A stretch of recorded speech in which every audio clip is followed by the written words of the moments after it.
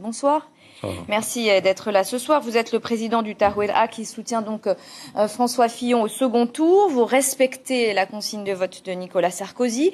Et du même coup, avec lui, avec cette défaite, toutes les belles promesses qu'il avait faites pour la Polynésie se sont envolées. La DGA à 18 milliards, le retour du financement du RSPF par l'État à hauteur de 3,5 milliards. Tout cela s'est vraiment envolé dimanche soir après l'annonce des résultats. Excusez-moi, je ne pense pas que ces engagements se soient envolés. Cela va dépendre en grande partie du résultat des élections législatives. Si le Tarouera Huiratir, comme nous l'espérons, envoie 3 députés au parti Les Républicains, qui est le parti le plus fort de France, associé au parti le plus fort de Polynésie française, le Tarouera Huiratir, je pense que les Républicains tiendront compte des engagements de leur président Nicolas Sarkozy. Vous pensez que vous pourrez obtenir les mêmes avantages avec François Fillon si demain il est élu président de la République ? Écoutez, de quoi s'agit-il dans les engagements de Sarkozy ? De respecter les engagements pris par la France, cette fameuse dette nucléaire, signée par Alain Juppé, qui, lorsqu'il est venu ici, ne s'est même pas prononcé sur le fait que cette dette qu'il a signée, lui, à 18 milliards, s'est retrouvée à 10 milliards. Là, moi, je m'attendais, c'était la première des choses, j'ai signé, je tiens mes engagements. Pas du tout. Et puis, la participation de l'État au RST à 3 milliards 500 millions, c'est la solidarité nationale et je pense que là également Fillon tiendra cet engagement-là. Et les autres points sur l'éducation, c'est quand même un minimum. Et je crois que dans le programme, on a oublié un point qui est capital, c'est le fait que le ministère de l'Outre-mer sera rattaché directement au Premier ministre et non pas au ministre de l'Intérieur. Rattaché au ministre de l'Intérieur, c'est comme aujourd'hui une simple boîte aux lettres. Alors que là, rattaché au Premier ministre, notre voix portera mieux. Alors les résultats en Polynésie à présent, un duel Alain Juppé-Nicolas Sarkozy. C'est Alain Juppé qui est arrivé en tête avec 47,5% des voix. Pour vous, ces résultats ont un lien avec les leaders politiques locaux. Donc, Édouard Fritch a gagné, selon vous ? Ça dépend.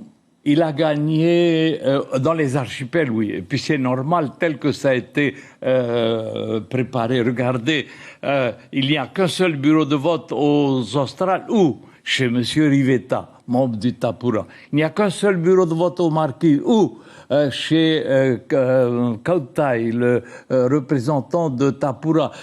Il n'y a que 2 bureaux de vote au Tuamotu ou chez les représentants du Tapura. Les électeurs de Fa'a, près de 20 000 se sont déplacés, obligés de se déplacer à Papeete pour voter, évidemment, chez M.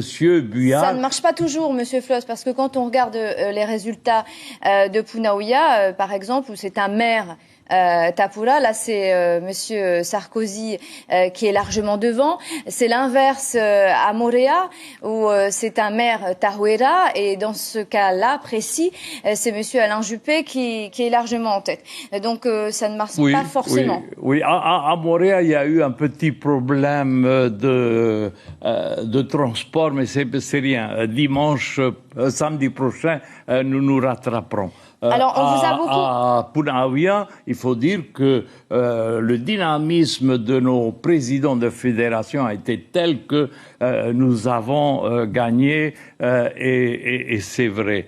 On vous a beaucoup reproché... Aux îles du Vent, nous avons gagné. Nous avons gagné. Le Tarouera a gagné lorsque l'on pense que Édouard Fritch a fait annuler plus d'une centaine de voix au Tarouera Huiratir. Parce que les bulletins n'étaient pas alors que les On vous a reproché vos méthodes, justement, on va parler de ça tout de suite. On vous a reproché d'avoir photocopié les fameux bulletins de Nicolas Sarkozy qui ont été invalidés parce qu'ils étaient illégaux. Non, pardon, excusez-moi, c'est pas tout à fait comme ça. On nous a dit qu'il n'y avait pas suffisamment de bulletins. Et donc, nous avons fait imprimer, c'est vrai, 40 000 bulletins en plus. Mais l'atteinte n'était pas tout à fait la même. Eh bien, le président du bureau de vote, par exemple, à Papeete, René Temeharo, à quoi sert-il? Si seulement il avait lu ses prérogatives, il aurait vérifié les bulletins et dit « Enlevez-moi tous ces bulletins qui sont des bulletins illégaux ». Il n'a pas fait, il a retiré qu'à la fin, au moment du décompte des voix. C'est vraiment un coup monté contre le Tahoeraa Huiratira. C'était calculé d'avance. C'est ce que vous avez critiqué, notamment pour l'élection. Vous avez dit qu'en fait, les électeurs ont été lésés, selon vous. Cette élection était une élection tout à fait politique. D'ailleurs, M. Fritsch l'a dit lui-même le 13 novembre à TNTV. Effectivement, c'est M. Fritsch qui parle. Après l'annonce du Tahoeraa Huiratira du soutien à Nicolas Sarkozy par Gaston Flosse en Polynésie française, les enjeux sont devenus des enjeux territoriaux. C'est pas moi qui le dis, c'est Monsieur Fritsch. Donc c'est une élection territoriale. Eh bien, le Tahoeraa Huiratira que l'on prenait pour un parti mort qui avait disparu après le départ de ces 22 traîtres du Tahoeraa Huiratira, eh bien le Tahoeraa Huiratira est bien vivant et bien debout. Merci Gaston Flosse d'avoir accepté notre invitation ce soir. Merci.